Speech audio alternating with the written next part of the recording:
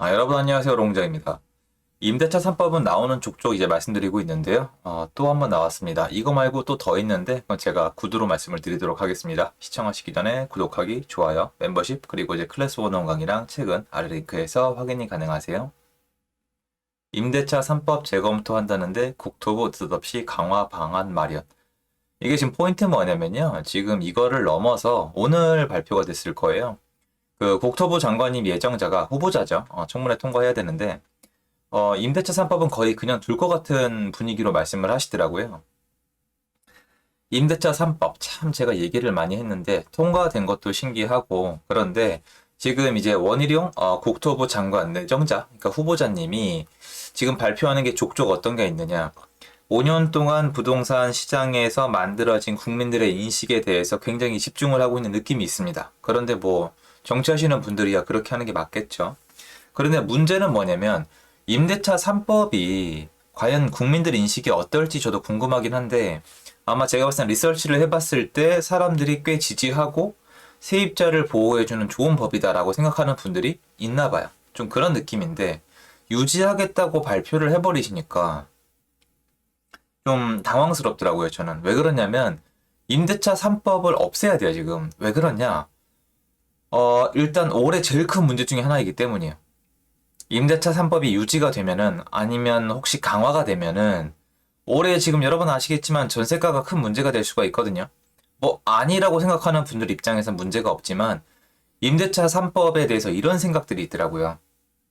혹시 여기에 해당되는지도 궁금한데 임대차 3법에 대해서 어떤 얘기를 들었냐면 임대차 3법이 임차인에게 혜택을 크게 주는 건데 비록 이게 워낙 센 정책이어서 부작용으로 전세가랑 월세가 많이 오르긴 했다.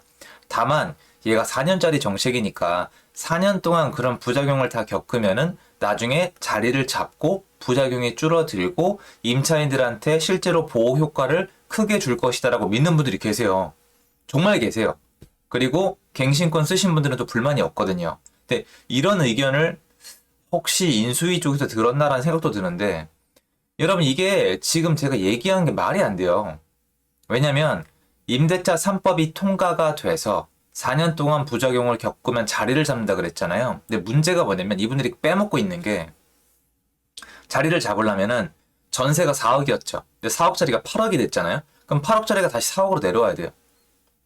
아니 왜 말이 그렇잖아요. 4년이 지나면 자리를 잡는다. 부작용이 4년까지라고 얘기를 하셨으면 4억짜리 전세가 8억이 됐다가 4억으로 다시 내려와야 되는데 그런 사례가 없어요, 한국에. 앞으로도 없을 거예요. 전세가가 그렇게 내려갈 수가 없거든요. 무슨 말이냐면 부작용이 있을 수 있는데라고 얘기하기에는 임대차 3법의 부작용이 너무 커요. 그리고 제 주변에 임차인분이랑 임대인 중에서 임대차 3법 때문에 해피하신 분은 없어요. 그럼 제 편견일 수도 있잖아요. 그런 함에도 불구하고 여쭤보면 없어요. 갱신권을 써도 마음이 불안하고 갱신권을 쓰고도 전세가가 올라가서 매매가를 건드리니까 집을 샀어야 하나 이렇게 또 고민이 되고 그 상황에서 대출이 안 나오니까 또 고민이 되고 이런 수순이거든요. 그런데 이걸 그냥 둔다? 심각하지 않을까요? 제 생각에. 좀 임대차 3법을 재검토를 해서 좀 보완도 마음에 안 들거든요. 이거 없애야 된다고 여러 번 말씀을 드렸는데 이제 유지한다는 얘기가 나오고 그리고 또 강화한다는 얘기도 들려오기 시작을 해요. 뭐 강화한다면 또 우리가 생각하는 것처럼 뭐 연수를 늘리고 이런 것까지는 아직 아닌데 저는 지금 사람들이 이 정치하시는 분들 말고 정치하시는 분들이 뭐 저 같은 일기 유튜브를 볼 이유는 없잖아요. 여러분들이 알아줬으면 하는 게 있어요. 중요한데요.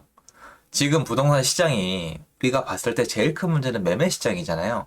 전세 시장이 더 큰 문제다 이런 얘기 하려는 게 아니에요. 제가 하고 싶은 얘기는 매매가 시장을 지금 잡으려면은 전세 시장을 먼저 잡아야 돼요. 이게 아주 쉬운 거예요. 지금 매매 시장에 사람들이 매물이 없다 그러죠. 매물이 없죠. 매물이 없다 그러고 아파트 공급이 부족하다 그러잖아요. 근데 그에 반해서 좀 말이 안 되는 게 이 거래량이 없잖아요. 2월 달에 천 건도 못 찍었잖아요. 그리고 여러분이 보시기에도 언론에선 저랑 다르게 얘기하겠지만 올라가고 있다고 얘기하고 있지만 제가 봤을 때는 그냥 어영부영 계속 오르고 있고 조정을 받은 지역이 꽤 많아요. 조정폭이 꽤 큰 것도 있어요. 제가 봤을 때.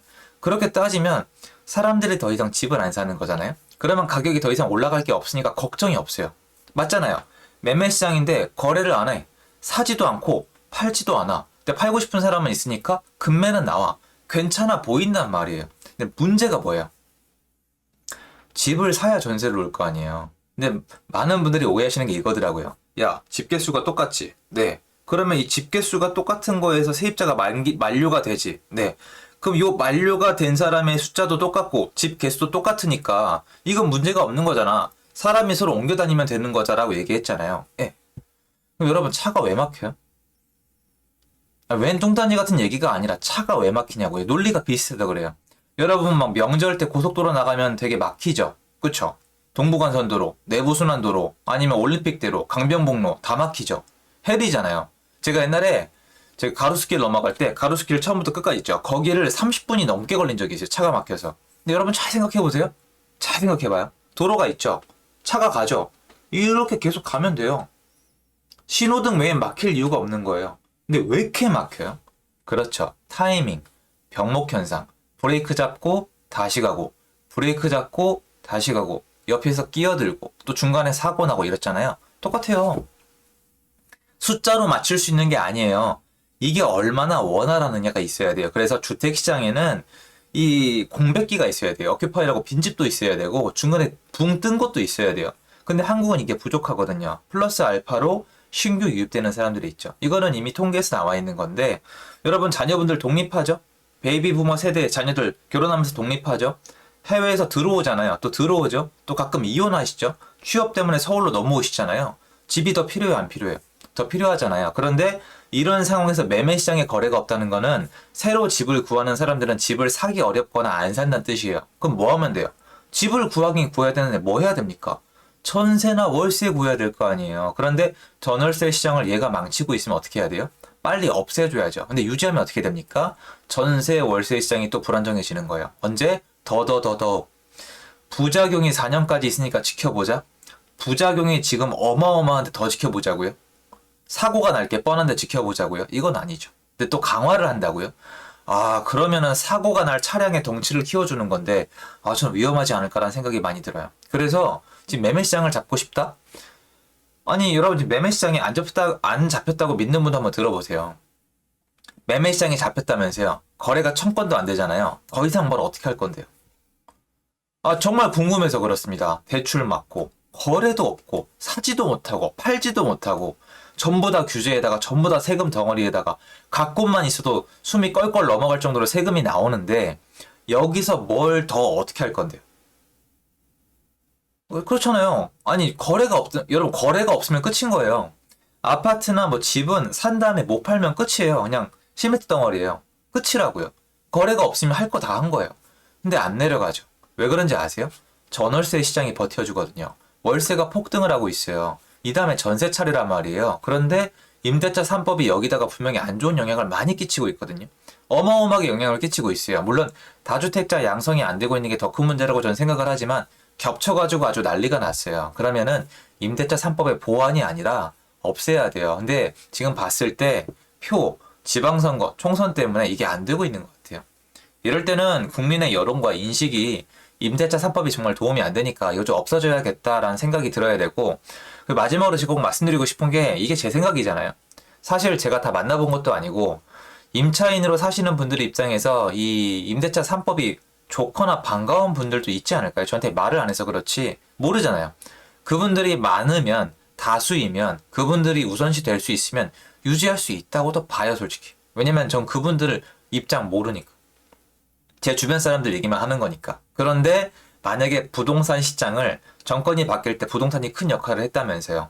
매매 가격도 좀 내려가고 전세 가격도 내려가고 월세도 안정되는 걸 원하신다면 임대차 3법은 그걸 원하는 조건 하에서는 없어지는 게 맞다는 거예요. 그런데 뭐 임차인 보호에 효과가 있고 실제로 이걸 되게 좋아하는 임차인분들이 많다. 혜택을 보는 분들이 많다. 그래서 이게 충분히 이름값을 하고 있다. 임대차 3법, 임차인을 보호하는 법으로서 작동을 하고 있다면 저는 뭐 유지하거나 좀 보완을 하거나 강화를 해도 불만은 없다고 생각을 해요. 왜냐면 시장에 맞춰서 플레이하는 게 맞으니까. 이게 불법은 아니잖아요. 그런데 제가 봤을 땐 부작용이 훨씬 더 커 보이는데 이거를 없애지 않은 상태로 매매시장을 잡을 수 있을까요?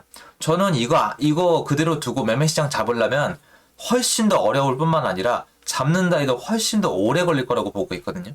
그래서 여러분들이 한번 이거에 대해서 생각을 해보시고 좀 의견을 표시를 해줘야지 정치하시는 분들도 좀 목소리를 듣지 않을까라는 생각을 하고, 제가 여러분 모두의 목소리를 듣는 사람은 아니니까 이게 무조건 없애야 돼라는 건 아까 말씀드렸다시피 어떤 많은 분들이 생각하시는 시장의 가격의 안정화라는 조건을 걸었을 때지, 그게 아니라 임차인만 들여다보고 만약에 만족하는 분들이 많다면 이대로 갈 수 있다고 생각을 합니다. 근데 여전히 제 의견은 똑같아요. 시장의 정상화, 시장의 안정화를 위해선 임대차 3법은 없어져야 한다고 생각을 합니다. 앞으로 또 계속 나오면 팔로우하도록 하겠습니다.